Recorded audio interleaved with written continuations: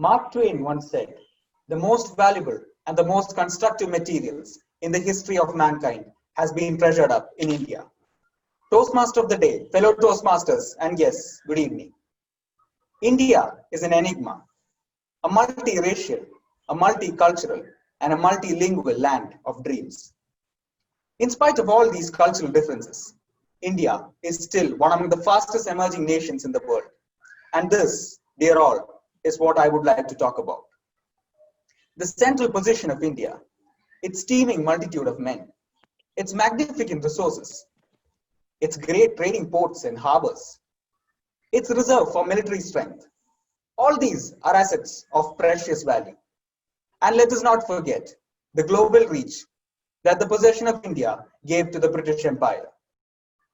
Within 70 years of independence, India has grown to be the fastest emerging major economy in the world and is expected to be one of the top 3 major economic powers in the world within the next 10 to 15 years.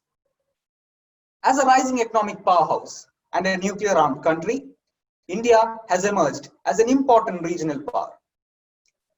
India now ranks 39th among the world's most competitive economies. It was up 16 places from the last year, which has been the biggest leap for any country in the World Economic Forum's report on global competitiveness. There are many demographic, economic, and social factors that aid India's rise as a world power. Let us look at some of these factors. The demographic dividend. Almost 65% of India's population is under the age of 35. By the year 2022, India is said to have the youngest population in the world with a median age of 29. The government is currently training a 400 million workforce, which is even more than the population of the United States and Brazil combined. Pretty impressive, isn't it? I know that I'm sure that some of us were a bit ferocious when we initially started to speak in English, but we shouldn't forget that India has the largest English understanding population.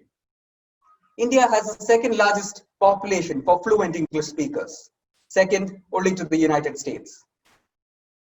India has a thriving business sector with many dynamic small, medium, and large companies that are tremendously increasing overseas. Educational institutions that are among the world's best and compete in financial organizations. Numerous foreign companies are setting up their facilities in India on account of various government projects like Make in India and Digital India. The Indian public is also accepting many modern Western influences in their society and media, which results in a confluence of its past local culture with the new Western culture as part of a process called social globalization. According to the report by the Deutsche Bank, India is set to have a real GDP increase of 7.4% by the year 2023. India is expected to be the third largest consumer economy in the world, as the consumption may increase up to $4 trillion by the year 2025, according to the Boston Consulting Group. It is estimated to surpass USA and become the second largest economy in the world in terms of purchasing power parity by the year 2040, according to research conducted by the PricewaterhouseCoopers, which is one among the big fours in the financial economy. Most signs point towards a bright future. But as the saying goes, the road to success is not easy to navigate. The reforms that have been taken by our Honorable Prime Minister are still in the early stages. Government corruption would be even more harder to eradicate than that it could be imagined. The overambitious and oversized economic ambitions could crash against the hard reality of poor infrastructure and widespread poverty. India's rise as a democratic citizen of the world would enable it to balance the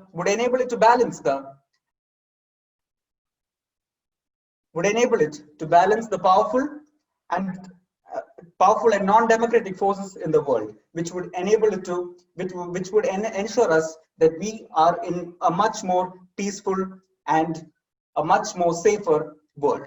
So, as a citizen of the country, I would sincerely hope that India will overcome all its hurdles, that leaders would act with delicacy, would act with sincerity, and would contribute more to the development of our country.